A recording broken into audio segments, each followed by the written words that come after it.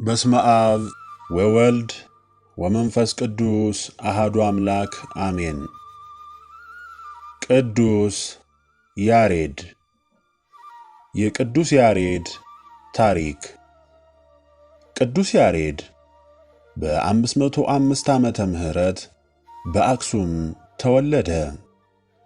አባቱ አብዮድ ወይም ይስሐቅ፣ እናቱም ክርስቲና ወይም ታውክሊያ ይባሉ ነበር። የእነርሱም አገራቸውና ርስታቸው አክሱም ነበር። ቅዱስ ያሬድ በተወለደ በ7 ዓመቱ አባቱ ስለሞተ እናቱ ክርስቲና የአክሱም ገበዝ ለነበረው ለአጎቱ ለጌዴዎን እንዲያሳድገውና እንዲያስተምረው አደራ ብላ ሰጠችው።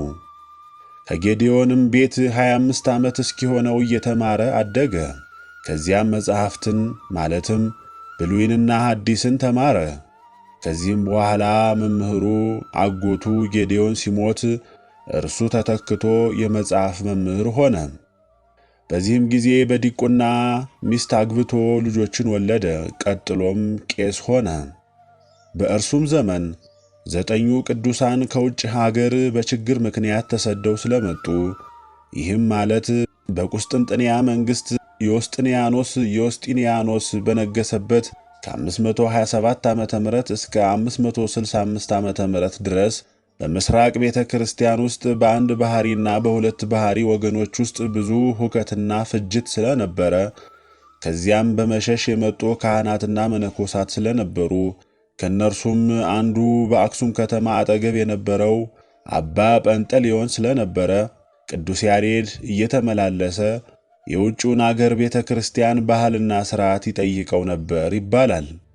ከዚያም በኋላ ቅዱስ ያሬድ የውጭውን አገር ቤተ ክርስቲያን ባህልና ሥርዓት ለመጎብኘት 2 ጊዜ ተመላልሼ የሮምን ቤተ ክርስቲያን፣ ሁለተኛይቱ ሮም የተባለችውን የምስራቅና የቁስጥንጥንያን ቤተ ክርስቲያን ጎበኘው ሲል በመዝሙሩ እርሱ ራሱ ገልጾልናል። ወሪድየ ብሔረ ሮሜ ለቤተ ክርስቲያን ርእይክዋ አእምርክዋ አፍቅርክዋ ከመ እህትየ ሰናይ ሀለይኩ እምድኅረ ጉንዱይ ዓመታት ወእምዝ እምድኅረ ሃዳጥ መዋዕለ ከዓብ ርእይክዋ ወትትሐጸብ በፈለገ ጤግሮስ። እንደዚህ እያለ የውጭውን አገር ቤተ ክርስቲያን ሲያመሰግን ይገኛል። ከሱ በፊት በኢትዮጵያ ቤተ ክርስቲያን ደንበኛ የሆነ ቅኔና ዜማ ትምህርት ስለሌለ ደንበኛ የሆነ ቅኔና ዜማ ለማስገኘት ተዘጋጀ። የድርጅቱም መጀመሪያ ይህ ነበር።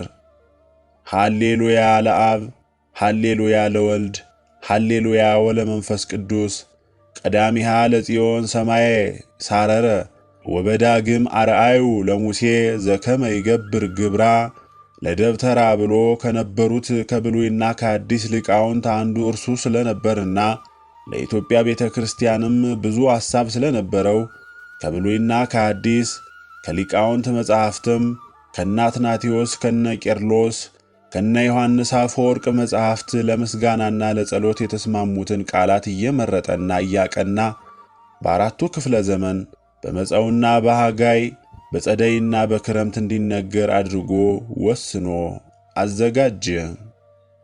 የመጽሐፉ ወይም የድርሰቱ ስም ድጓ ተባለ።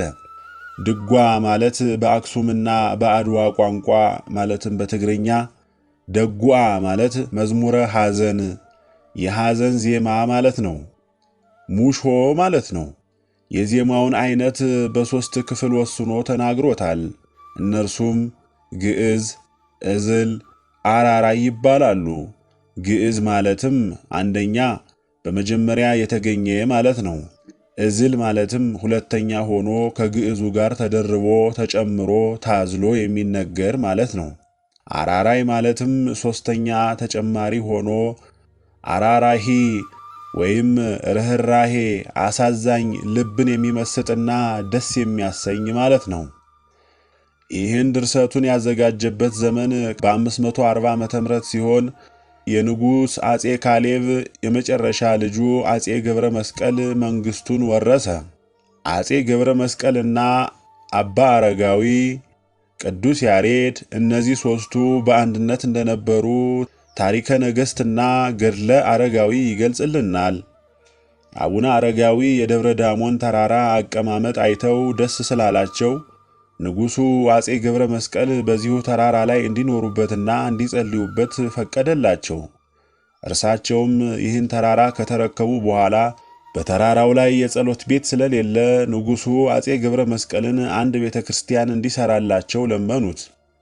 ንጉሡም ቤተ ክርስቲያን ልሰራ የምችልበትን ስፍራ መርጠው ያመልክቱኝ ብሎ ነገራቸው። አቡነ አረጋዊም ተነስተው ዞረው ቦታውን መርጠው አሳዩት። ከዚህ በኋላ ንጉሡ በአዋጅና በትእዛዝ ድንጋዩና እንጨቱ እየተሰበሰበ በከብትና በሰረገላ እየተጋዘ ተሰበሰበና ከታች ወደ ተራራው ላይ ወጥቶ ተሰራና የቤተ ክርስቲያኑ ሥራ በ2 ዓመት አለቀ። ባለቀም ጊዜ የቤተ ክርስቲያኑን ሥራ ተመልካቾችን አስደነቀ። ለዚሁም ቤተ ክርስቲያን ልዩ ልዩ የሆነ አልባሳት፣ የብርና የወርቅ የተደጎሱና የተከፈፉ መጻሕፍትን አበረከቱ። ከማኅበረ በኩር የመጣውን የእመቤታችንን የቅድስት ድንግል ማርያምን ጽላት አግብተው አቡነ አረጋዊ ባርከውና ቀድሰው ንጉሡና ጳጳሱ ቆረቡ። ከዚያም አጼ ገብረ መስቀል በተራራው ላይና በግርጌ ላሉት ሰራዊት ግብር አብልተው ነዳያን ሁሉ ጠገቡ። ከዚህ በኋላ ቅዱስ ያሬድ በአክሱም ሲያስተምር ሳለ በንጉሥ አጼ ገብረ መስቀልና አቡነ አረጋዊ ወደዚህ ተራራ መጥተው ቤተ ክርስቲያኑን እንዲጎበኝና እንዲዘምር ጠርተው ሲመጣ ከተራራው ስር ሲደርስ የአቡነ አረጋዊን ደቀ መዛሙርት ማትያስና ዮሴፍ የሚባሉትን ከወንዝ ዳር ዓሣ ሲያጠምዱ አግኝቶ ዳህንኑ ዝስኩ አረጋዊ አቡኩም ማለትም ይህ አረጋዊ አባታችሁ ደህና ነው ብሎ ጠየቃቸው። እነርሱም ደህንነታቸውን ነገሩት። ከዚያም ቅዱስ ያሬድ ወደ ተራራው ላይ ወጥቶ ከአቡነ አረጋዊ ጋር በመንፈሳዊ አምሃ በፍቅር ተገናኙ። ወደ ቤተ ክርስቲያኑም ሄዶ 3 ጊዜ ሰግዶ ከተሳለመ በኋላ የሕንፃውን ማማር በአድናቆት ተመልክቶ ከፍ ባለ የዜማ ድምፅ እያጉረመረመ እንዲህ ሲል ዘመረ።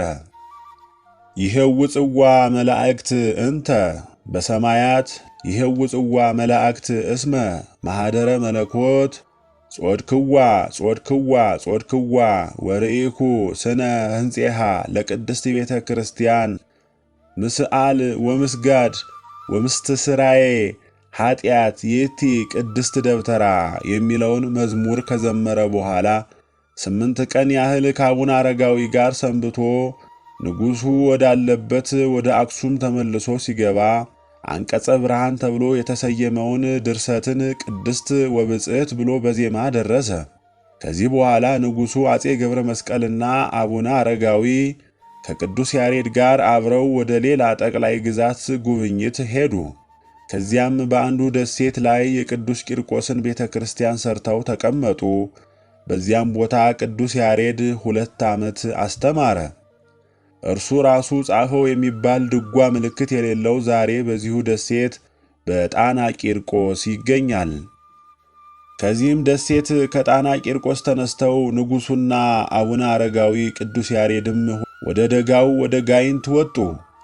በዚያም አንድ ትልቅ ተራራ አግኝተው መውጫው ጠፍቶባቸው ሲጨነቁ አንድ ከእግዚአብሔር የታዘዘ መልእክተኛ መጥቶ አቡነ አረጋዊን ዙር አባ መንገለ ምስራቅ አባ መውጫውን በምስራቅ በኩል ታገኘዋለህ ሲል አመለከታቸውና 3ቱም ተያይዘው ወደ ተራራው ላይ ወጡ። በዚሁ ተራራ ላይ የእመቤታችንን ቤተ ክርስቲያን ሰሩ። የተራራውም ስም እስከ ዛሬ ድረስ ዙር አምባ ተብሎ ይጠራል። ቅዱስ ያሬድ በዚሁ ተራራ ላይ 3 ዓመት ዝማሬ መዋስት የተባለውን መዝሙር አስተምሯል። ይህም ቦታ እስከ ዛሬ ድረስ የዝማሬና የመዋስት ምስክር ቦታ ሆኖ ይኖራል። ከዚህ በኋላ ቅዱስ ያሬድ ወደ አክሱም ተመልሶ ለሥጋው ደሙ ጸሎት የሚያገለግሉትን 14ቱን ቅዳሴዎች በዜማ ተናገረ። ቅዳሴውን በዜማ የተናገረበት ቦታ መደባይ ታብር ይባላል። ይህም መደባይ ታብር የሚባለው ቦታ ለአክሱም ሰሜን ሆኖ ከአክሱም ግማሽ ቀን ያህል በእግር ያስኬዳል። ከዚያም ወደ ሰሜን ተራሮች ወደ ጠለምት ሄዶ ምዕራፍ የተባለውን የዳዊትን መዝሙር ተናገረ። ከዚህ በኋላ ወደ ወገራና ወደ አገው እየዞረ ካስተማረ በኋላ ከሰሜን ተራራዎች ስር ባሉት በአንዱ ገዳም ውስጥ በብሕትውና ከቆየ በኋላ በሰሜን ምስራቅ ባለው ሸዋ ውስጥ በ571 ዓመተ ምህረት ተሰወረ። ከዚህ በኋላ የእርሱ ደቀ መዛሙርት ሳዊሮስና ሳንድሮስ በልዳዶስ የሚባሉት ከእርሱ የተማሩትን የዜማ ባህልና ሥርዓት በትግሬና በሰሜን አውራጃ እየተዘዋወሩ በየገዳማቱ ሁሉ ስላስተማሩ የቅዱስ ያሬድ ድርሰት እስከ ዛሬ ድረስ ጸንቶ ይኖራል። ወስብሐት ለእግዚአብሔር ወለወላዲቱ ድንግል ወለመስቀሉ ክቡር። ይቆየን። የመረጃ ምንጭ የቅዱስ ያሬድ ታሪክና የዜማው ምልክቶች፣ ግንቦት 15 1959 በትንሣኤ ዘጉባኤ ማተሚያ ቤት የታተመ መጽሐፍ ነው። ውድ የማርያም መንገድ ሚዲያ ቤተሰቦች የቅዱስ ያሬድን ታሪክ ብዙ ጊዜ የሚያወዛግቡ ታሪኮች አሉት። ለምሳሌ ሞቷል፣ አልሞተም፣ ተሰውሮ ነው፣ አይ ሞቷል ተሰውሮ አይደለም የሚሉ ብዙ መረጃዎች አሉ። በዚህ በጠቀስኩላችሁ መረጃ መሰረት ግን መጽሐፉ የሚለው ቅዱስ ያሬድ ሞቶ ተቀብሯል ነው የሚለው። እኔ ግን ሌሎች አባቶችንም ሌሎች መጽሐፍቶችንም ባነበብኩት መሰረት ቅዱስ ያሬድ ስውርና ገና እንደ ሄኖክና እንደ ኤልያስ ስለ እግዚአብሔር መስክሮ የሚሞት ቅዱስ እንደሆነ ነው ማምነው። ስለዚህ አልሞተም ብዬ ነው ማምነው ማለት ነው። ለሁሉም ግን የአባታችን የተዋሕዶ ምልክት የዜማው የማህሌቱ ሊቅ ቅዱስ ያሬድ ረድኤት በረከት ከሁላችን ጋር ይሁን። አሜን።